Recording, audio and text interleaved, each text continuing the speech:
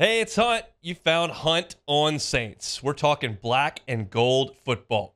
Do us a favor. Hit the like button, share your comments below, and hit that subscription button so you can get all of our content. Enjoy. I want to shift the conversation now with New Orleans to a Bleacher Report story that tried to peg the worst team in every NFL division. They did not peg the Saints. Don't worry about that. That was not where they went. Of course, you know where I'm headed with that. It was Carolina. They picked the Panthers to go 3-14. They say the NFC South has been one of the weakest divisions in recent years. The team that sinks to the bottom of this division clearly needs a lot of work to become a contender. The Carolina Panthers fit that description. They've got a first-time head coach, Dave Canales, a second-year quarterback in Bryce Young. They're looking to bounce back from a lackluster rookie campaign. Beyond those factors, Canales told reporters he wants to make a strong commitment to the run game. His rookie second-round running back, Jonathan Brooks, is recovering from a torn ACL. I could go on about the state of the Carolina Panthers. It's not good, and you know that. But what does this story say about the Saints, Buccaneers, and Falcons? Well, nothing in terms of text, but it gives a predicted a record. Saints 7-10, Bucks 8-9, and Falcons 9-8.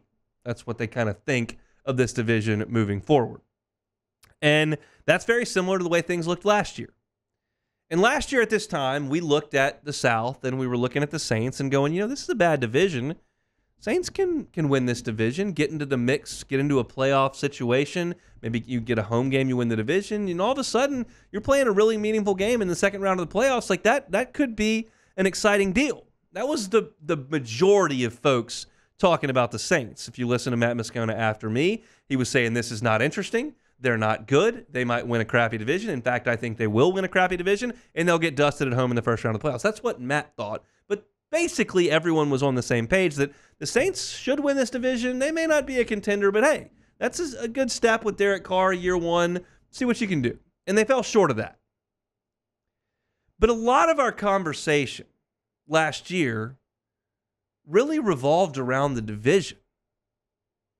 And I've determined, as I sit here in July of 2024, I'm not going to do that.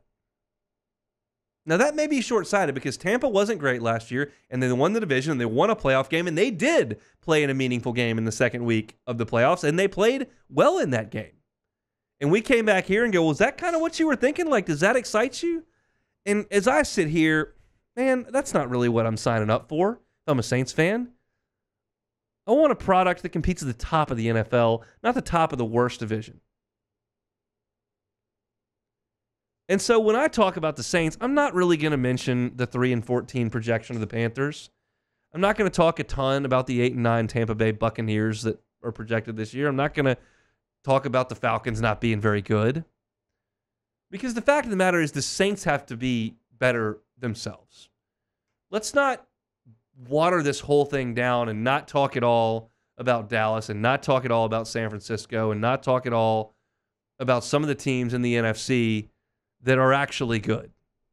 Green Bay should be good this year, one would think. Detroit's got a great foundation that they've built. And so you need to talk about all that as opposed to being too short-sighted. It's kind of the page that Matt was on last year. I didn't necessarily jump right on board with it, but I just feel like you're doing a disservice to the big picture if you just look at how bad Carolina is. Stop comparing yourself. It can't be removed completely from the discussion because that's going to be 6 games on their schedule every year, and it's going to impact where you sit in the playoff perspective. So I'm not suggesting ignore it completely, but I'm also suggesting we got to stop boiling it all the way down. You've got to talk about where you stand with the rest of the league. And when I consistently pull up pieces written by folks outside of New Orleans, outside of the NFC South, that are talking about the Saints in regards to the entirety of the league, and you're sitting there at 21st in this, 25th in this, 28th in this, 16th in this, I don't care that you're better than Carolina and Tampa in that regard. You're not close to the top, and that's where the focus needs to be. So just in kind of as we're close to the end of summer, by the way.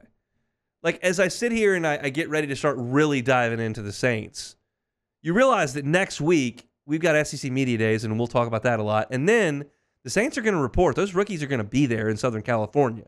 We're getting pretty close to that. So when we start diving into this, I've taken the approach this summer into the fall. Let's not judge this as a 4-team league. Let's judge it a 32-team league.